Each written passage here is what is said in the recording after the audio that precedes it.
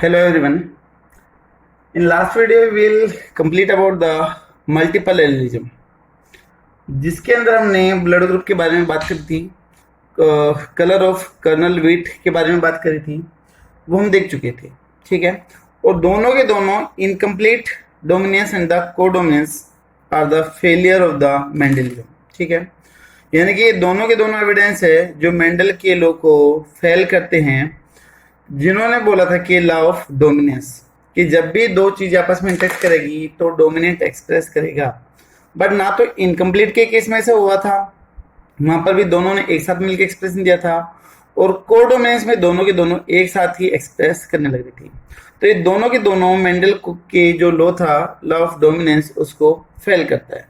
ठीक है, अभी हम मेंडलिज्म पढ़ चुके हैं, इनकम्प्लीट डोमिनेंस पढ़ चुके हैं, टेस्ट क्रॉस पढ़ चुके हैं, मल्टीपल एलिज्म पढ़ चुके हैं। तो उनके जो कुछ शॉर्टकट फॉर्मूला है जीनोटाइप और फिनोटाइप निकालने के, वो मैं आपको एक बार बता देता हूँ। वैसे मैं पहले भी बता चुका हूँ, लेकिन एक बार फिर से बता देता हूँ। फर्स्ट वन है मेंडेलियन इनहेरिटेंस के बारे में, दूसरी में बात करनी है टेस्ट क्रॉस के बारे में बात करनी है, और तीसरा जाएगा आपका मल्टीपल एलिलिज्म या फिर एलिल के बारे में आ जाएगा। ठीक है, अगर इनमें हमें जीनोटाइप और फिनोटाइप निकालनी है तो क्या क्या हम फॉर्मूला यूज करेंगे, वो चीज देखिएगा। पहले to calculate the to find out the genotype in case of the Mendelism, आपको याद होगा मेंडलिज्म में मोनोहाइब्रिड क्रॉस में जो जीनोटाइपिक रेशियो था वो था आपका 1:2:1। ठीक है, तो यहाँ पर जो फॉर्मूला जाएगा जीनोटाइप निकालने का, दैट इज 3 की पावर n। ठीक है, जैसे मोनो हाइब्रिड में एक था तो यहाँ पर आ गया था आपका 1:2:1 आ जाएगा। ठीक है, टेस्ट क्रॉस में अगर जीनोटाइप निकालना हो तो फॉर्मूला जाएगा 2 की पावर n। अगर मल्टीपल एलिज्म में जाए, काफी इंपॉर्टेंट है मल्टीपल एलिल का एग्जांपल, अगर इसमें निकालना हो तो आपको फॉर्मूला जाएगा n/2 और n+1। जैसे हम ब्लड की बात करें तो ब्लड में n की वैल्यू कितनी थी, n की वैल्यू 3 थी, तो हम कर सकते 3/2 ब्रैकेट में 3+1, तो आपका जाएगा 3/2 इंटू में 4, तो 12/2 गिव द 6। तो 6 जीनोटाइपिक रेशियो थे, वो आपको याद होंगे, तो मैं से निकाल सकते हैं। इसी तरीके से हम फिनोटाइप भी निकाल सकते हैं। To find out the phenotype, phenotype निकालने का क्या फॉर्मूला है, तो मेंडलिज्म के केस में अगर फिनोटाइप निकालने तो 2 की पावर n, रेशियो था आपका 3:1, वो आ गया था। टेस्ट क्रॉस में जीनोटाइप और फिनोटाइप दोनों का फॉर्मूला सेम रहेगा, दैट इज 2 की पावर n, और यहाँ पर अगर फिनोटाइप निकालना हो तो आपका फॉर्मूला जाएगा n+1। अब देखो, जैसे हम ब्लड की बात करें तो क्या था 3+1 तो 4, और फिनोटाइप भी कितने आ रही थी, 4 आ रही थी। ब्लड के केस में 4 आई थी ना, कौन कौन सा था, ए ब्लड ग्रुप था, बी था, ए बी और ओ था। तो ये कुछ शॉर्टकट फॉर्मूला है जीनोटाइप और फिनोटाइप निकालने के, जो कई बार कंपटीशन एग्जाम में पूछ ले जाते हैं। ठीक है, हमने मल्टीपल एलिज्म में लास्ट बात करी थी about the skin complexion, skin colour के बारे में बात करी थी कि अगर स्किन कम्प्लेक्शन है तो उसको कंट्रोल करने के लिए 3 पेयर ऑफ जीन, यानी कि 6 जीन की रिक्वायरमेंट होगी, इन्वॉल्वमेंट होगी। हमने क्रॉस किया था एक ब्लैक पर्सन को प्योर व्हाइट पर्सन के साथ में, तो हमें इंटरमीडिएट मुलेटो या फिर विटिस कम्प्लेक्शन मिला था। फिर हमने तब उस विटिस को विटिस या फिर मुलेटो को मुलेटो के साथ में क्रॉस करवाया था, तो हमें 64 कॉम्बिनेशन मिली थी, और वहां पर आपको रेशियो भी याद होगा 1, 6, 15, 20, 15, 6, 1, जिससे हमें हिस्टोग्राम मिला था जो बेल शेप का था।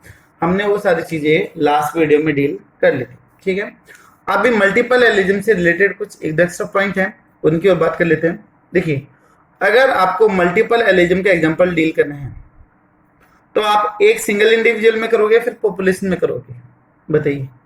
अगर मल्टीपल एलिज्म को डील करना है तो आपको सिंगल ऑर्गेनिज्म की रिक्वायरमेंट है या फिर वहां पर पॉपुलेशन की नीड होगी। इन case of the multiple allelism की बात करें तो आंसर होगा that is the two study the multiple allele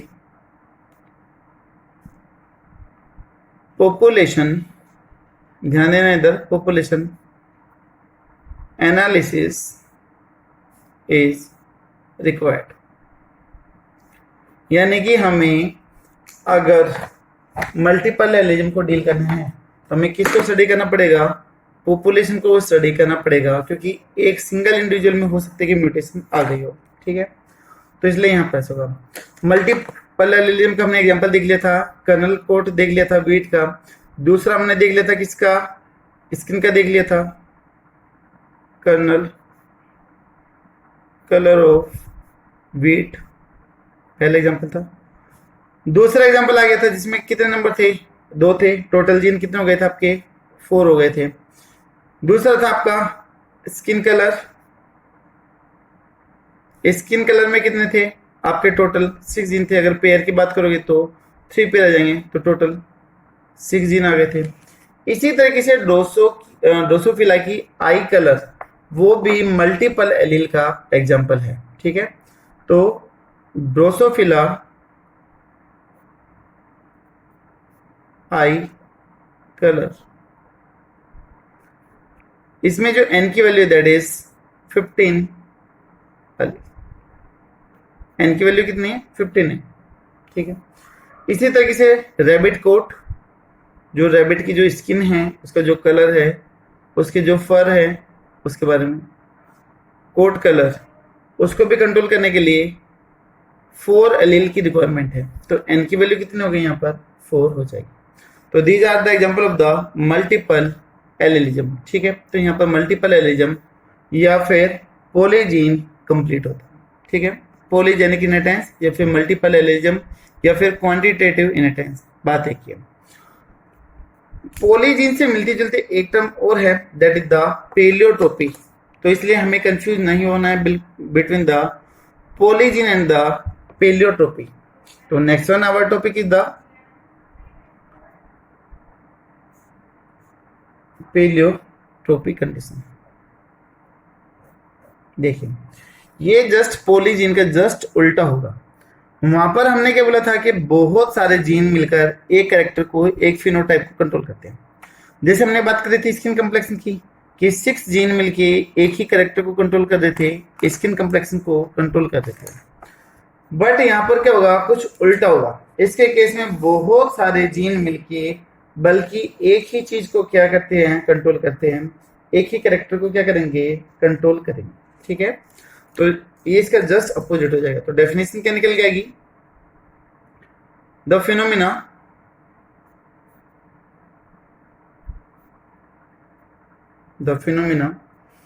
in which a single gene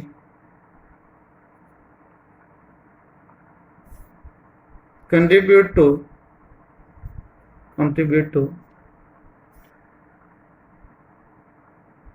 multiple phenotypic trait,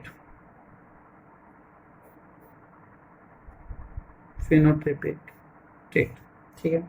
ये अगर और सिंपल करना चाहें डेफिनेशन तो ऐसे भी लिख सकते हैं, when A single gene control expression of several character या फिर ट्रेट, ऐसे भी कर सकते हैं, when A single gene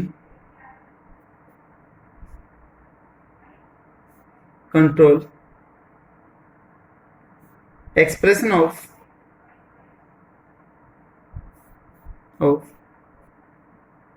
several character या फिर ट्रेट। तब एक जीन की वजह से काफी सारे कैरेक्टर या जीन कंट्रोल हो तो उसको हम पेलियोट्रोपी बोल सकते हैं, ठीक है। या फिर ऐसे भी बोल सकते हैं कि multiple effect of a single gene is known as the pleiotropy. तो और simple, multiple effect of single gene known as pleiotropy. जो पेलियोट्रोपी वर्ड है इट इज ग्रीक वर्ड, ये ग्रीक वर्ड से है। तो पेलियोट्रोपी 2 चीजों का कॉम्बिनेशन है। पहला वर्ड आपका प्लियोन से है। प्लियोन का मतलब होता है ग्रीक में दैट इज मैनी। और दूसरा है दैट इज ट्रोपी। ट्रोपी का मीन होता है दैट इज अफेक्ट। तो many effect of a single gene इन्होंने द पेलोटोपी। ठीक है, तो डेफिनेशन यहाँ पर कंप्लीट होती है। अभी हमें इसके एग्जांपल देखने हैं। इवन जो ये पेलोटोपी है वो मेंडल ने भी ऑब्जर्व करी थी, तो हम इसके एग्जांपल पे ही आ जाते हैं। सबसे पहले आ जाते हैं seed coat colour. Seed coat colour, ये चीज मेंडल ने भी ऑब्जर्व करी। उसने देखा कि जब भी सीड कोट कलर फुल आ रहा है तो वहां पर कलर फ्लोर आ रहे हैं और कलर ही लीफ एक्सिस आने लग रहा है। ठीक है, अगर सीड कोट कलर कैसा आ रहा है, कलर्ड आ रहा है, कलरफुल आ रहा है, तो वहां पर फ्लोर भी कैसे आएंगे, कलर आएंगे, और जो लीफ एक्सिस है वो भी कैसा आएगा, कलरफुल ही आएगा। अगर इसका जस्ट अपोजिट हो जाए कि जो सीड कोट है वो कैसा आ रहा है, कलरलेस आ रहा है, तो फ्लोवर भी कैसा होगा, कलरलेस, और जो लीफ एक्सिस है वो भी कैसा होगा, कलरलेस होगा। ठीक है, तो यहां पर लिख सकते हैं if seed coat come colourful then flower and leaf axis will be colourful, तो वो भी कैसे होंगे, कलरफुल होंगे। एंड इफ, दूसरे पेन से लिखता हूं, if seed coat is colourless then flower and leaf axis will be colorless। तो मतलब क्या हुआ कि जो सीड कोट कलर का जो जीन है, जो सीड कोट को कंट्रोल कर रहा है, वो जो जीन है वो फ्लोवर के कलर को भी कंट्रोल कर रहा है और साथ के साथ में लीफ एक्सिस को भी क्या कर रहा है, कंट्रोल कर रहा है। तो एक जीन का देखो इफेक्ट क्या हो गया, सीड कोट पे भी हो गया, फ्लोवर के कलर पे भी हो गया और लीफ एक्सिस पे हो गया। तो एक जीन की वजह से 3 इफेक्ट आने लग रहे हैं। तो किसका एग्जांपल हो गया आपका, तो पेलियोट्रोपी का एग्जांपल हो गया। ठीक है, इसी तरीके से हम कुछ और एग्जांपल भी देखते हैं। और कौन कौन से एग्जांपल आ जाएंगे इसमें। Second example, Pisum sativum, garden pea का साइंटिफिक नेम है। तो इसमें जो स्टार्च ब्रांचिंग एंजाइम है वो भी इसको अफेक्ट करता है। तो यहां पर आ जाएगा example SBE, starch branching enzyme, starch branching enzyme. ठीक है, इसको बनाने वाला क्या होगा, जीन होगा, SBE जीन होगा। तो जो जीन है दैट इज SBG। ठीक है, स्टार्च ब्रांचिंग जीन जो इस एंजाइम की फॉर्मेशन करता है। SBG क्या बनाएगा, स्टार्च ब्रांचिंग जीन है वो क्या बनाएगा, SBE, स्टार्च ब्रांचिंग एंजाइम बनाएगा, जो ब्रांच बनाने के लिए क्या है, रेस्पॉन्सिबल है। तो हम ये बोल सकते हैं कि जो B जीन है, SB जो जीन है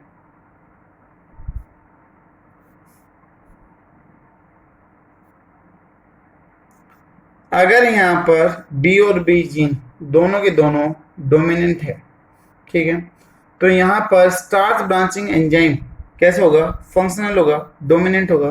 तो यहां पर हम कर सकते हैं SBE, starch branching enzyme is functional.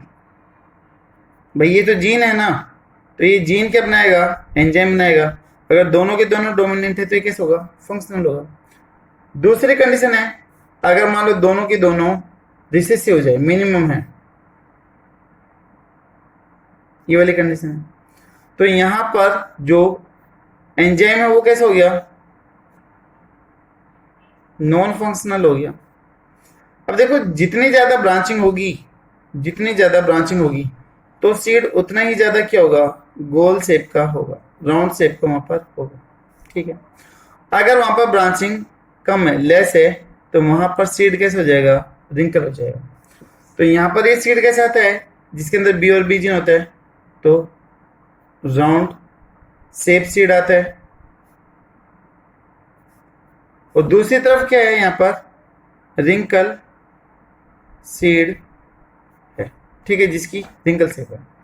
अगर इस दोनों को हम क्रॉस करवा देते हैं तो आने वाली जनरेशन में हमें मिलता है कैपिटल बी स्मॉल बी मिला, ठीक है।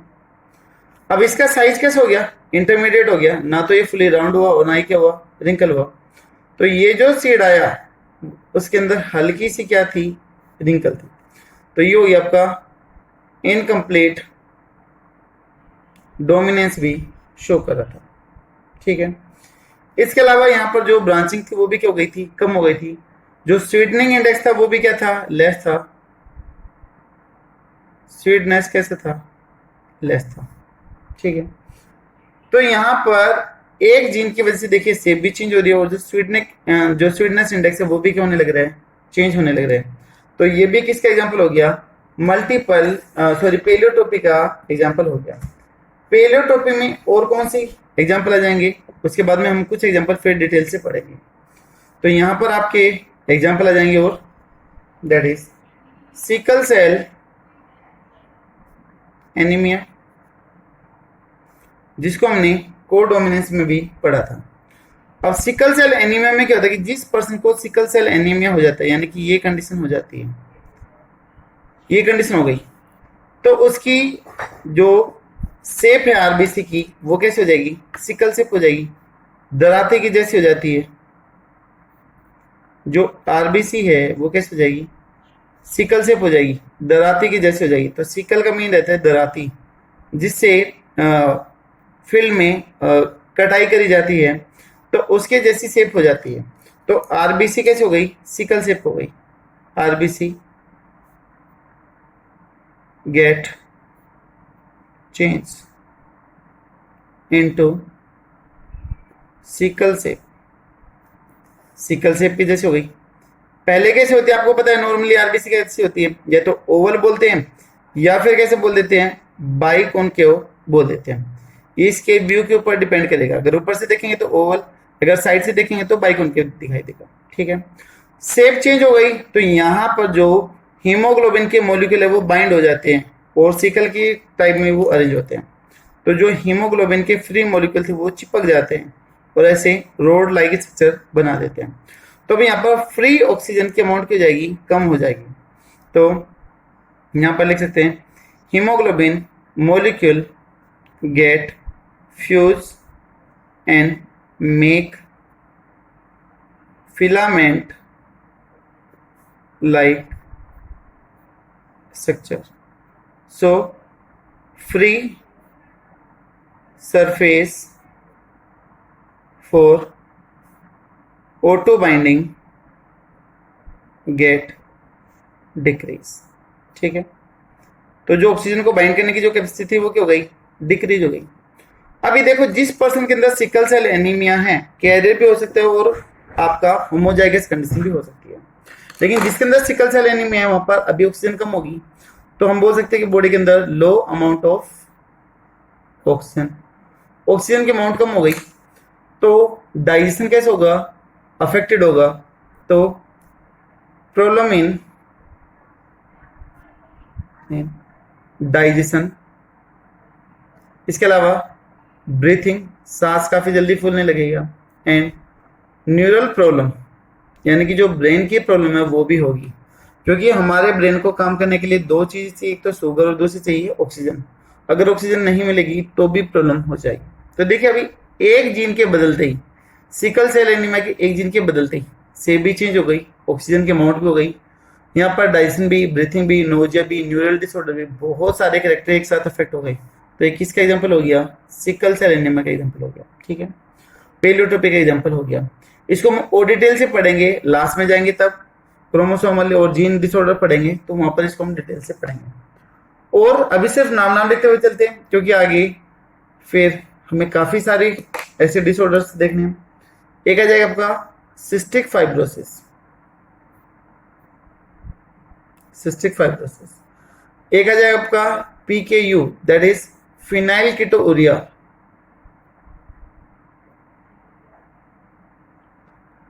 ये भी इसका एग्जांपल, इसको भी डिटेल से पढ़ेंगे। उसके अलावा Marfan syndrome and the lethal gene भी इसी में आ जाता है। ये सारे के सारे हमें आगे डिटेल से पढ़ने हैं। अब इनमें से सिर्फ एक दो को हम डिटेल से देख लेते हैं। जैसे सिकल सेल एनीमिया को देखा है, वैसे एक दो एग्जांपल और देख लेते हैं। एक फेमस डिजीज देख लेते हैं, दैट इज मेरफान सिंड्रोम, जिसका नेम अभी हमने पीछे लिखा था, वो देख लेते हैं। देखिए, जो मेरफान सिंड्रोम है वो ह्यूमन बींग्स में पाई जाती है, ठीक है, take place in human beings.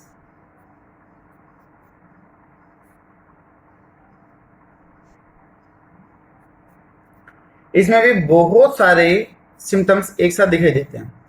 तो group of symptoms get appear, काफी सारे सिम्टम्स एक साथ दिखाई देंगे डिजीज के। कौन कौन से सिम्टम्स दिखाई देंगे वो चीज देखेंगे। कौन कौन से सिम्टम्स हैं? थिननेस, जो पर्सन है काफी ज्यादा लीन, पतला हो जाता है। जॉइंट हाइपर मोबिलिटी,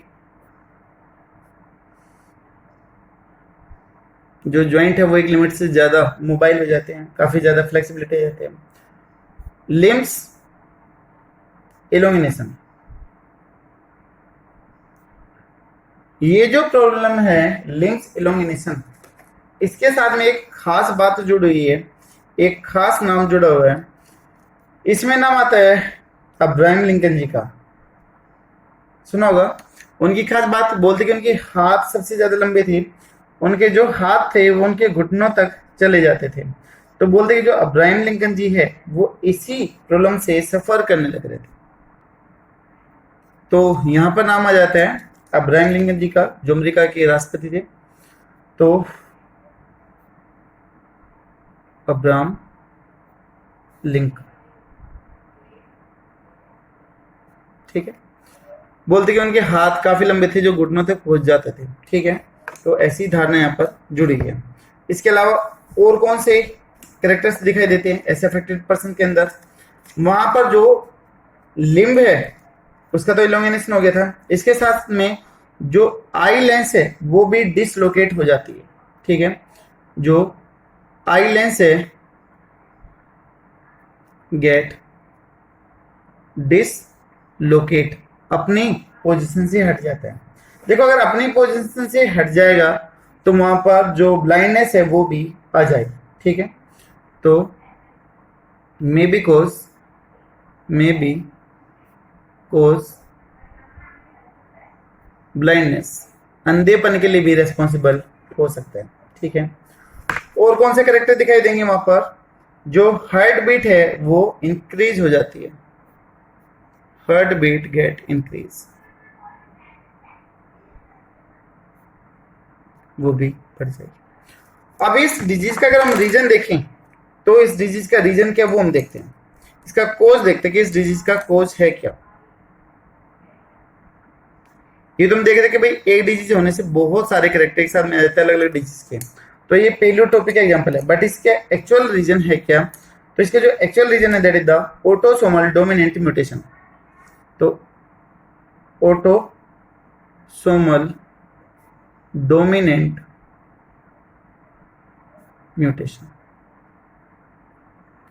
ये इसका मेन रीजन है, ठीक है। और ये जो म्यूटेशन होगी वो जो प्रोटीन होती है आपकी फिब्रिलिन प्रोटीन, उसके बनने को क्या कर देती है? अफेक्ट कर देती है, ठीक है। तो अफेक्ट फॉर्मेशन ऑफ या फिर म्यूटेशन इन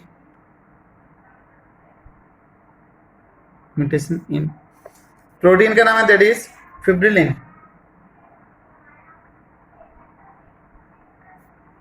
फिब्रिलिन प्रोटीन के बनने को अफेक्ट करेगा।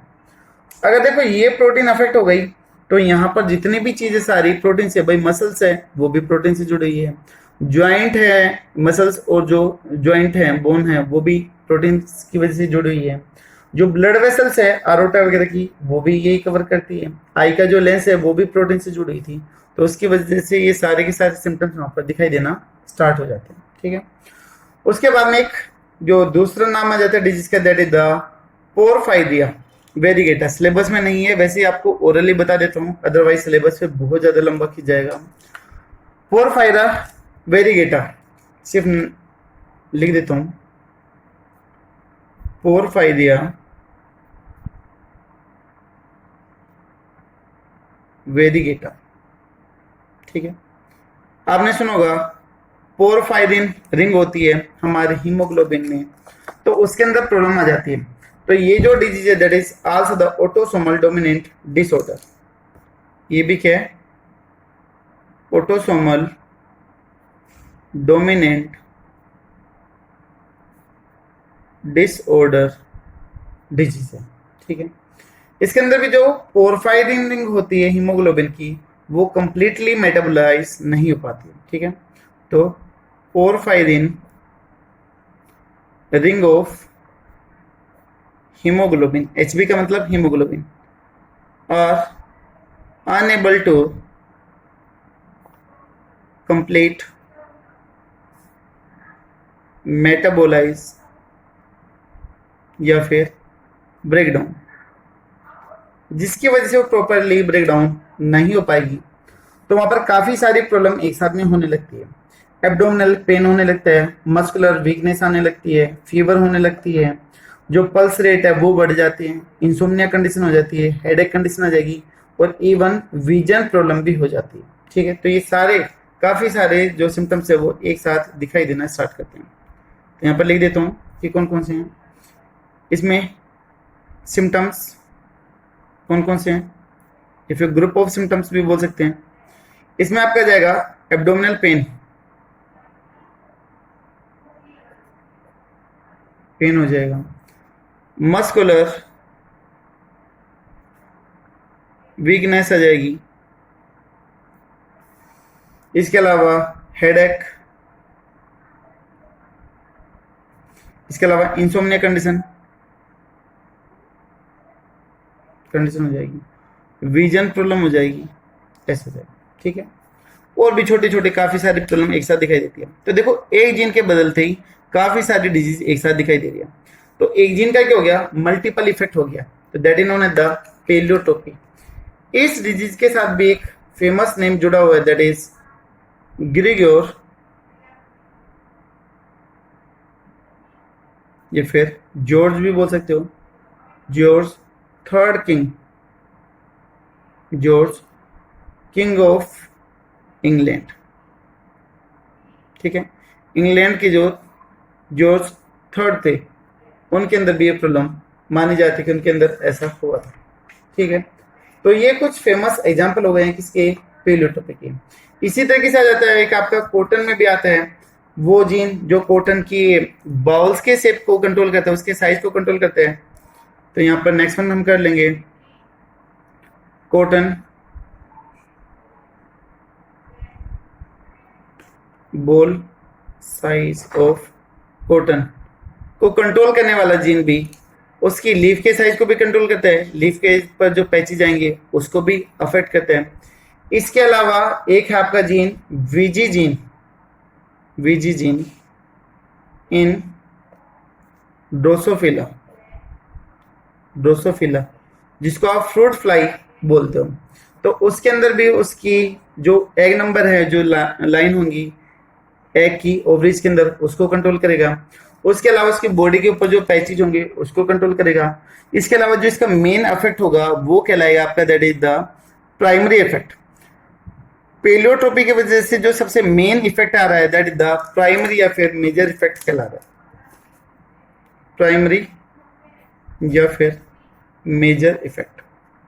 जो सबसे मेन इफेक्ट होगा एक जीन का वो कहलाएगा आपका प्राइमरी या फिर मेजर कहलाएगा। ठीक है, main effect of pleiotropy gene. For example देखिएगा, जैसे सिकल सेल एनीमिया में हमने देखा था तो बहुत सारे छोटे छोटे चेंज आ रहे थे, बट वहां पर मेन चेंज क्या था? मेजर में शेप चेंज इन आरबीसी, जो कैसे हो गई थी, सिकल शेप हो गई थी। तो ये जो शेप चेंज हुआ है वो कौन सा हो गया, मेजर या फिर प्राइमरी इफेक्ट हो गया। दूसरा आपका यहीं पे मैं समझाऊं, दैट इज सेकेंडरी इफेक्ट या फिर माइनर इफेक्ट। इस मेजर इफेक्ट के अलावा और छोटे छोटे क्या इफेक्ट आए हैं उनके बारे में हमें बात करनी है। तो बाकी के जितने भी बच गए अदर स्मॉल इफेक्ट या फिर less effect known as the secondary या फिर माइनर इफेक्ट, जैसे कि हेडेक हो गया था, इंडाइजेशन हुआ था, नोजिया, जी घबरा रहा था, ठीक है। तो ये सारे के सारे क्या हो गए, माइनर या फिर सेकेंडरी इफेक्ट हो जाएंगे, ठीक है।